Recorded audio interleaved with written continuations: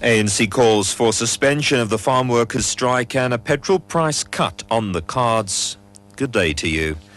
The ANC in the Western Cape has called for the suspension of the farm workers' strike in the province. Chairperson Marius Fransman says their call comes after incidents of violence from both workers and farmers.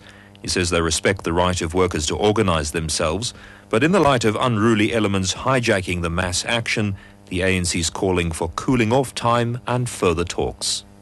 The farmers are high in private security, and I think they are starting to target innocent farm workers.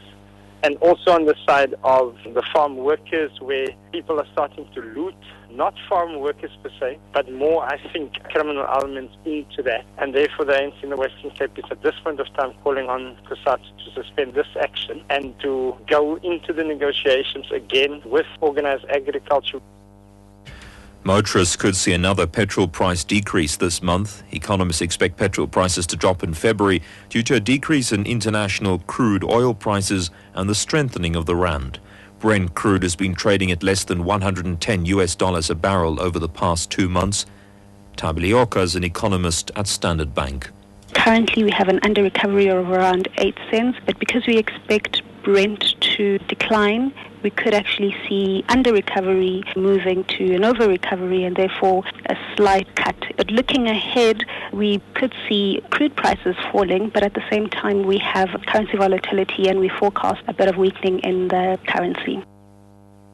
All eyes will be on President Jacob Zuma when he delivers the ANC's January 8th statement at the Kings Park Stadium in Durban tomorrow.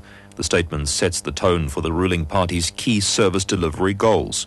The ANC's birthday commemorative event will also mark 101 years since the party's founding. Newly elected ANC Deputy President Cyril Ramaphosa.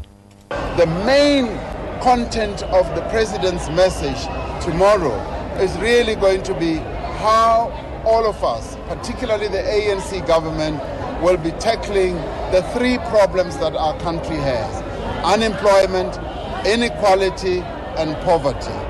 Those are the critical issues that we will be addressing, and we will be pulling out all stops to make sure we address them. Imran Bakas, a political analyst based at the University of KwaZulu-Natal, says dealing decisively with corruption should be a key priority. I think it has been a fragmented party. I mean, the ANC is a broad church. In order to address fragmentation with the ANC, within the ANC, it also needs to address issues of corruption and patronage, which I'm assuming, coming with the implementation of the Integrity Commission that was spoken about, is certainly going to help that. The Tshwane Metro suspended its bus services until further notice following a sit-in strike by drivers. The drivers allege that there's a shortage of buses, leading many of them reporting for work and then finding there's no work available.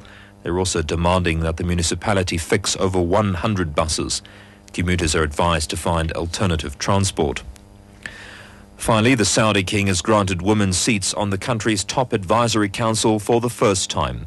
King Abdullah has reportedly issued a royal decree granting women seats on the 150-member council. The top story, the ANC in the Western Cape has called for the suspension of the farm workers' strike in the province.